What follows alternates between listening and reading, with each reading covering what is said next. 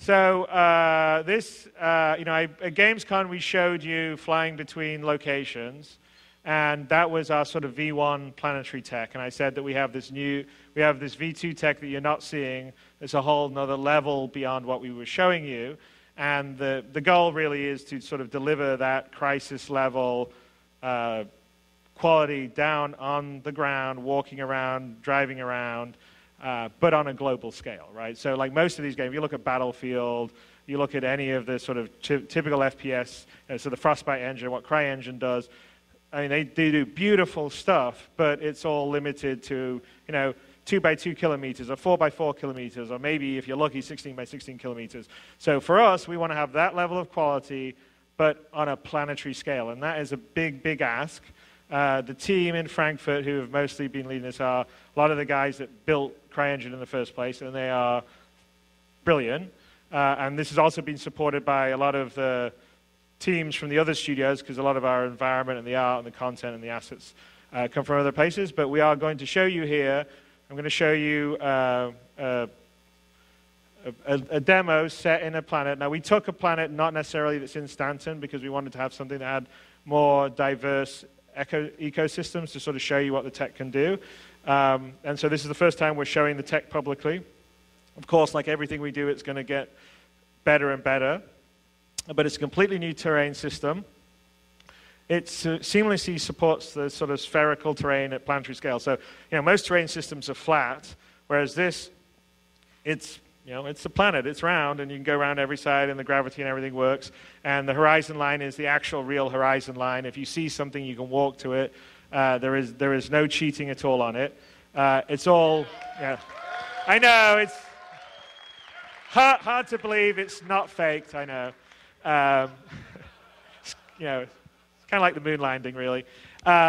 Anyway, but everything's everything's generated at runtime, because you can't have this amount of data in there, and it's amazing. And actually, when we show the demo, I think we've set up so you can sort of see the frame counter, because what the guys have done there, the game logic and the code and simulation slows everything down. Their actual engine generating the world is incredibly fast. So if you look at the top right, you'll sort of see when you're seeing the world, and you'll see it sort of drop. It's still going to be very fast, but you'll see the frame counter drop when the game stuff starts happening, when you're moving around and stuff. I mentioned there's no view distance. It's artist-driven. So we over here, I'm going to have Sean and Simon, who I'll introduce in a bit. We'll do a bit more of a deep dive after I've shown you this particular demo to talk a little about it, but longer term, the ATV episode for Frankfurt is going to really go into some of the tools that we use. They're awesome. Was that Brian saying Frankfurt? All right, just checking. That voice sounded familiar to me. But the key is that it's absolutely artist-driven. So we're using the procedural techniques, and we're using all this stuff to just basically author planets at a global scale very quickly, but to give it real sense and character, because there's quite a few other games using sort of procedural tech to do planets, and I have to say the technical achievements are all like really impressive and cool and all the rest of the stuff. But for me, I want to sort of be able to say, I want to build this, planet that looks like Hoth, and I want to build this planet that looks like Tatooine, right? I want to have the sense, and I want to be able to control it. And so the big key for the tech we were doing was to have it sort of artist-driven with the procedural technology enhancing what the artists do. And so that's what we're going to show here. The other aspect of it, because it's not just about procedural artist tools, we're also trying to think about how we're creating content for this universe so you can explore and adventure around. And it's not just the interactions with the other players, but we have a rich world that's sort of going on, and there's missions that you can sort of stumble across, or AI are doing things. And we showed at Gamescon sort of an example of coming across a space wreck you have to retrieve a black box from a destroyed Starfarer. And what we're planning to do is have sort of a combination of sort of the simpler missions, which are mostly generated, like, oh, well, this location needs this kind of mineral, so they're creating a job for someone to bring it to them, or, go and fight the pirates that are getting in the way of the trade lanes. And then there's the sort of more in-depth stuff, which we sort of showed with the Miles Eckhart mission in the Gamescom demo. And what we're showing here is sort of the version of that that was more planetary focused, where we build different building blocks and players could come across it and do it. You know, to have a rich living world that they're going to adventure around. And so that's sort of the missions that sort of have these scripted blocks that sort of can procedurally sort of connect to each other and have maybe different situations or outcomes depending what's happening. And that's something that Todd Pappy, who's not here today, who's our design director, and Tony are very big on, and I think it's going to be really cool. So having said that, we are going to go to the demo. I don't think, let me see if there's a screen here or not. What's the next screen? Let's go down. Let's go down, and we will start the demo. This is all 100% live in the engine, in real time. Let's go.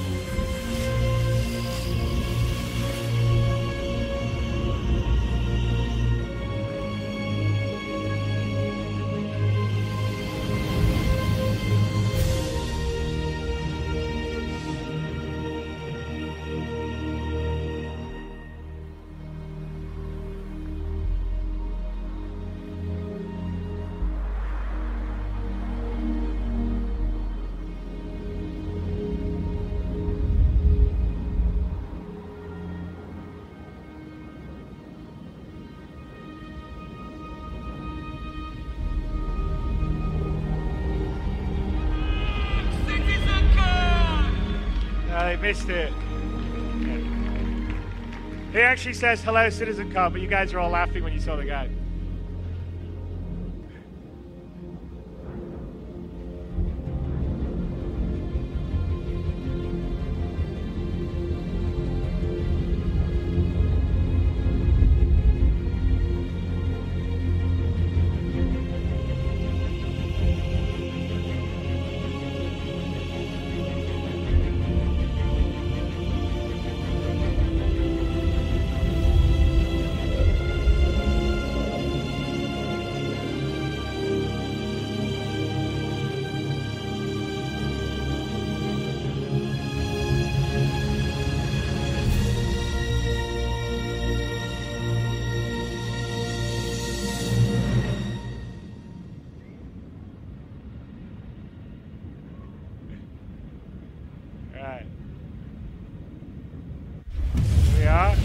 Constellation Aquila.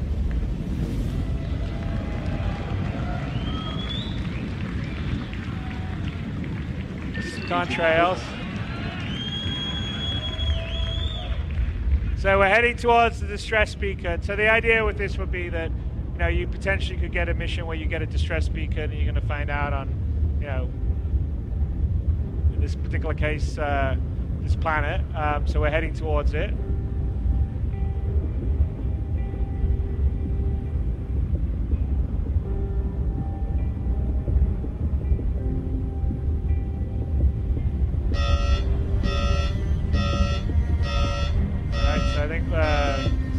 The atmospheric conditions are unsafe, and one of the key gameplay things you want to do on, because obviously the planetary tech is going to allow us to have a whole bunch of play areas we don't normally have, is to encourage players not to always, you know, maybe you can't always fly there, maybe you have to get out and use your rover, for instance, which you have to do. So it's fine, let's go find a landing zone that's on the edge of the desert plain.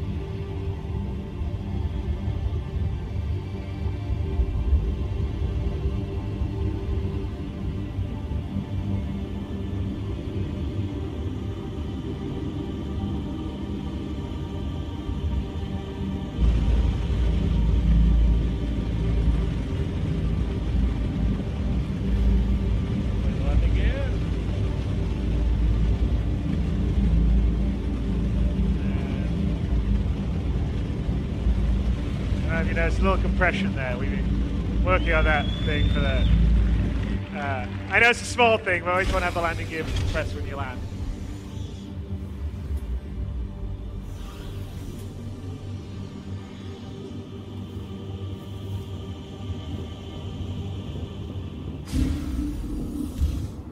Alright, so we're going to head out to do some exploring and the armor on.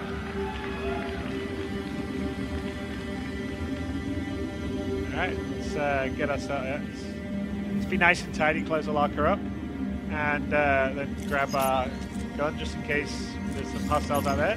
I mean, but this is kind of an example, like for instance, you shouldn't be able to sort of sit in heavy armor flying a ship. Maybe you're in your flight suit and then you go and equip your armor or your EVA suit when you need to go outside and do stuff. And so you sort of want to make it quite immersive and have different reasons to be equipping and using different stuff. So if you notice, this is the actor that we had that was in People to Planet. He's actually in Squadron 42. He plays a character called Joachim Steiger. So let's go and see the distress beacons about almost 3 kilometers away over there. We get our little scope out. All right, so let's figure out how to get there since we can't fly. So, handily, we've got the Constellation Killer, so we have a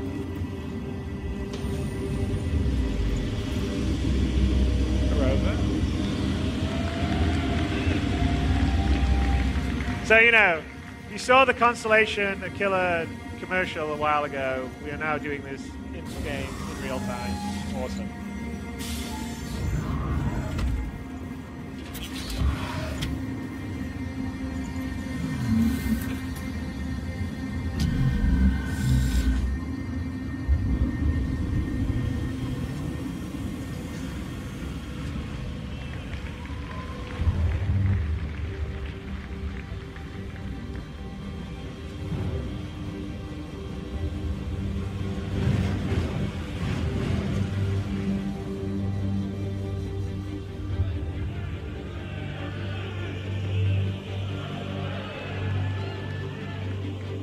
All right.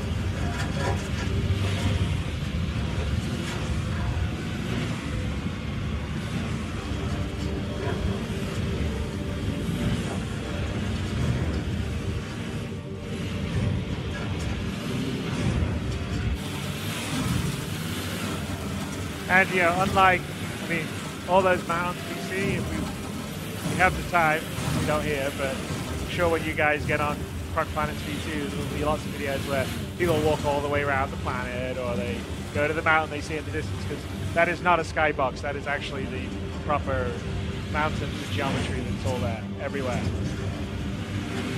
And that's actually the liberating thing with this tech, is when you build a planet on a planetary scale at this level of detail, and of course you can see up close that it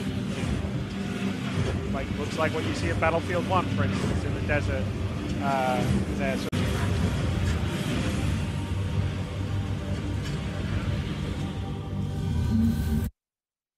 heed the atmospheric unsafe flight warning.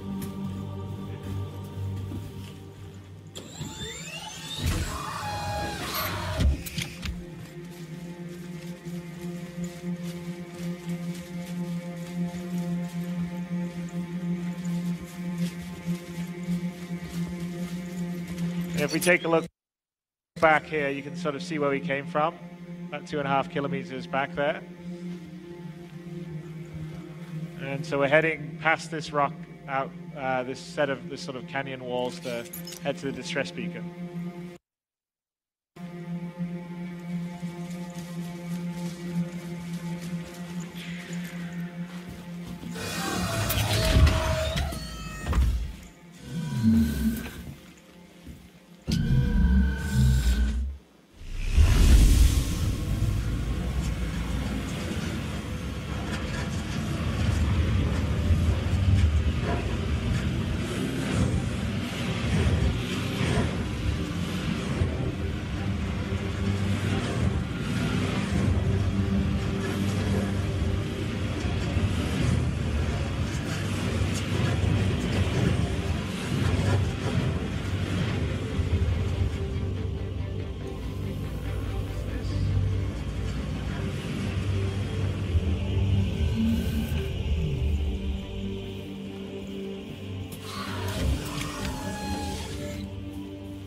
Check out something else we had here. A little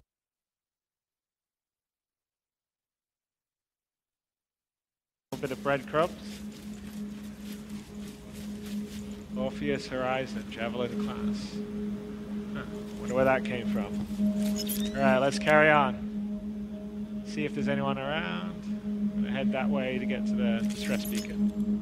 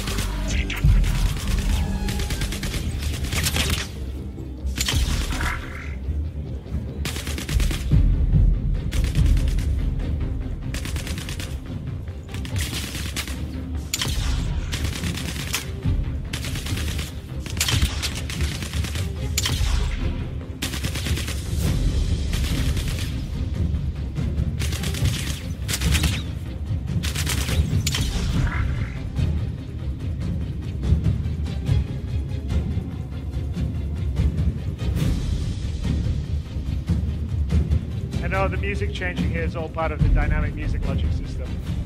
So it'll start to calm down now that the combat's over. Right, so that's, well, we lost our rover, that's not so good.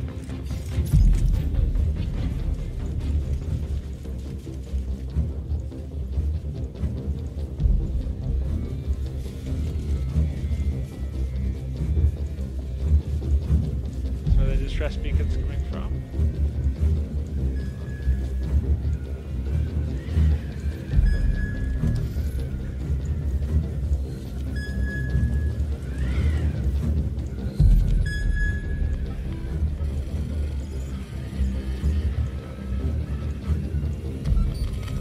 That was a trap.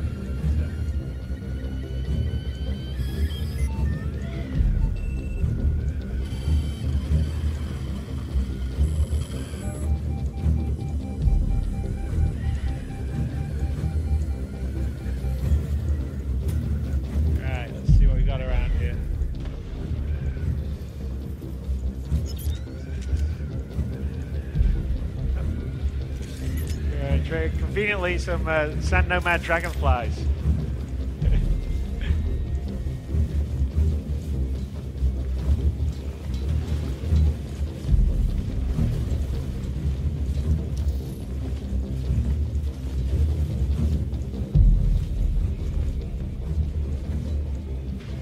About our shot moment. There we go. All right, we got one. We got another distress beacon we blinked to, so let's go look for that.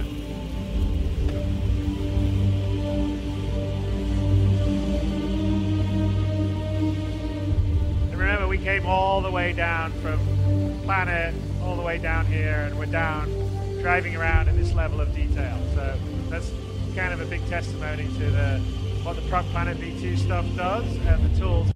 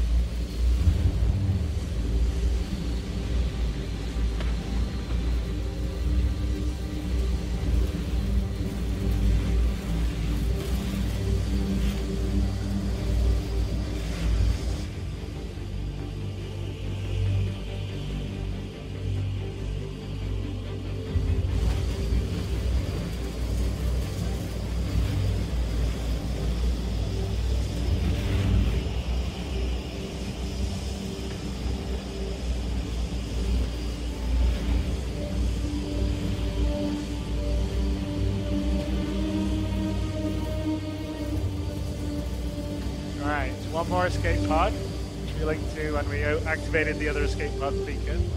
So Vince, by the way, Vince is our lead QA in Los Angeles. He's a much better pilot than me. So you should give him your appreciation. Otherwise, you'd have me crashing into things.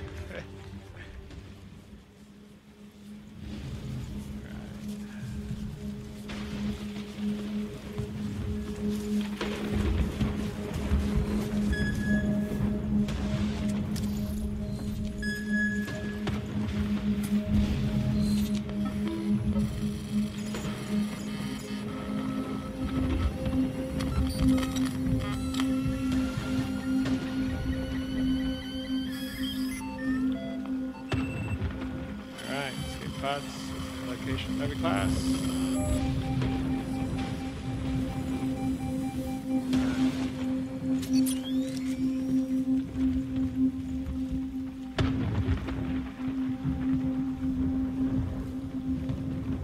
Yeah, and if you see up there, that's the space station.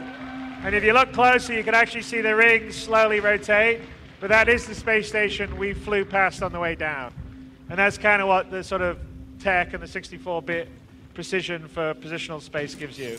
We just can have this dynamic range of scale that I don't think any other game has.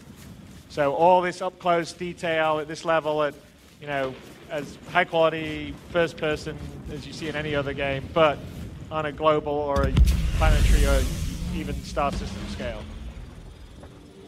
All right, so Orpheus, Horizon, Black Box. So we've now, between the two pods, triangulated to where the Black Box of the Orpheus Horizon is, which is the crashed spaceship that hopefully we'll find here.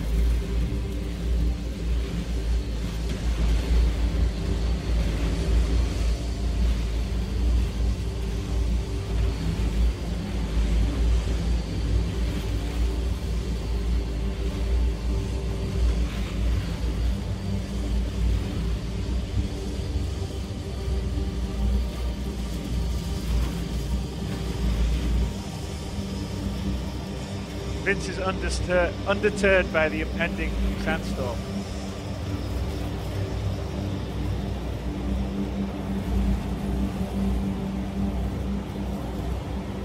But seriously, the sandstorm's an example of we want to have dynamic weather on the procedural planets, and we're working to have sort of a dynamic procedural weather system, and things like sandstorms, hurricanes, various weather systems are all things that we'll model onto the planets that will add additional sort of drama and challenges for when you're adventuring and playing around. All right, let's go check out what piece of wreckage is. See anything?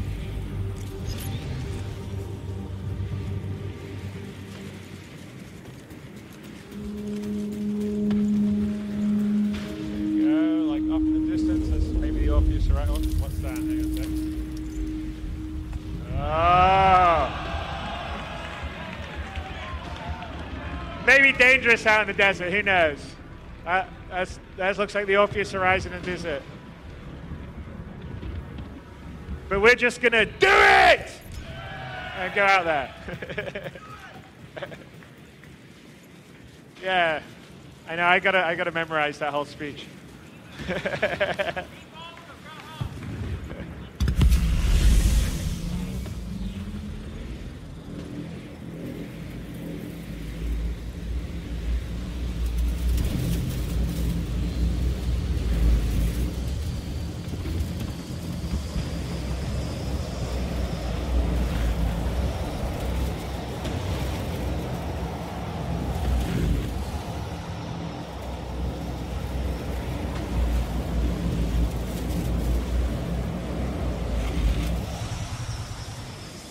There.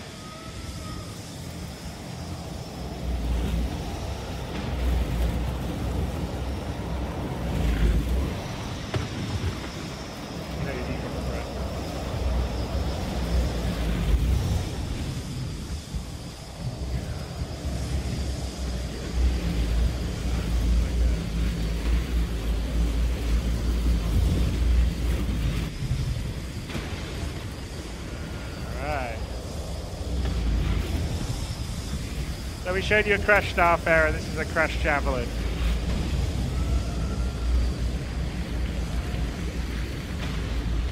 I think we'll just pop off here. We're still about 200 meters away. And check out where we're going. Not sure if there's any... Nope. Let's see. Hang on a second. It's like there's a sad nomad. So should we shoot him? All right.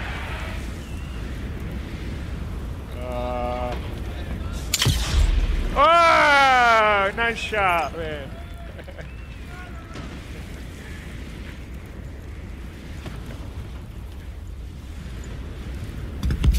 Vince got cocky. He's like on the move too. Right.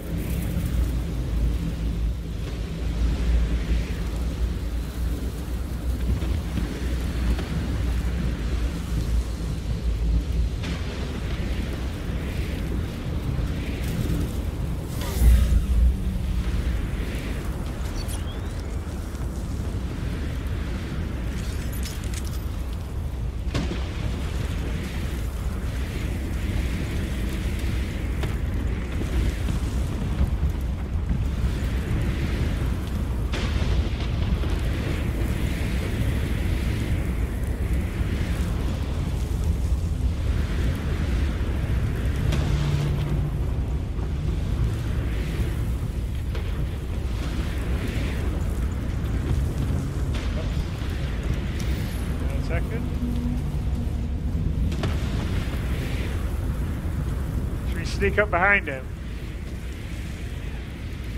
Right.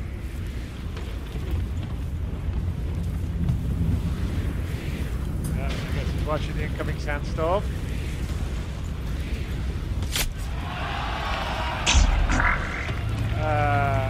That looks like it's getting close. Okay, let's get out of here. Shit. Come on. Hurry up, Vince.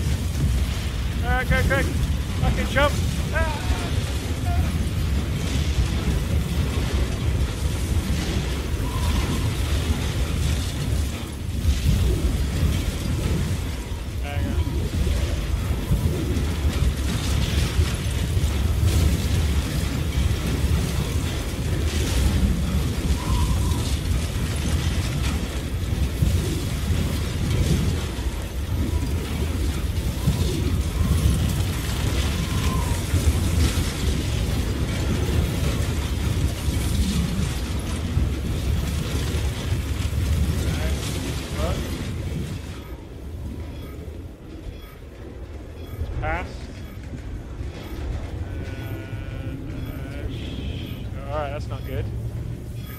Lost our way in. Right, let's see here. That's where the black box is. Oh, hang on a sec. Is it Nomad? Oh, shit.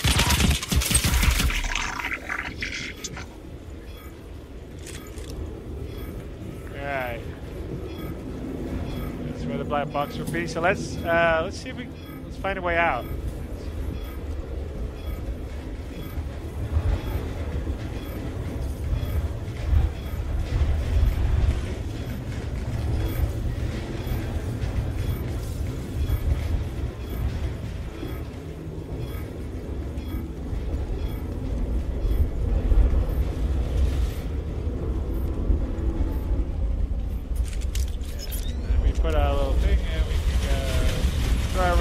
And that's where we were, the Connie up there, which is probably about, I think, 8 or 9 kilometers away.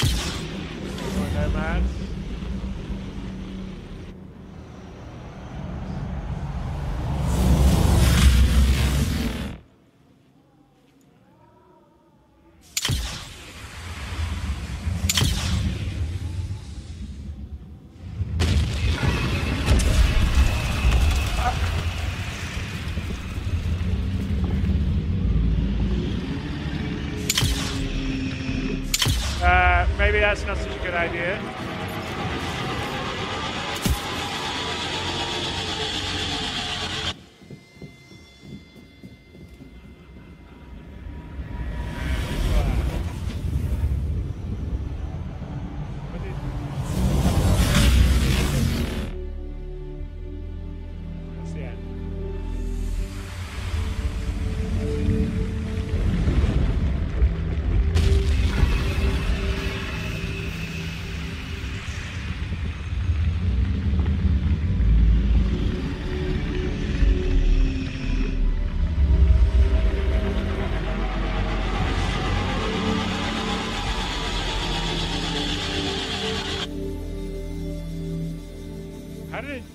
That's the first time it's ever done that.